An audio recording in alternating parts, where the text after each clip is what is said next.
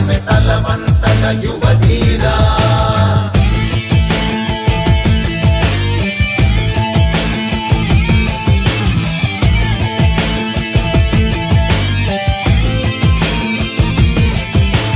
మదగజమైనను ఎదటకు వచ్చిన మసియవదా మగధీరా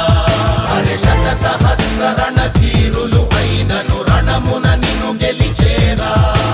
నీ పేరే పౌరుషం రోషం నీ పలుకే వేదం సీతమ్మ వాకిట్లో సిరిమల్లె చెట్టేమో విరగబూసింది కొమ్మ కదలకుండా కొయ్యండి పూలు కోసినవన్నీ సీత కొప్పు చుట్టండి కొప్పున పూలు గుప్పెట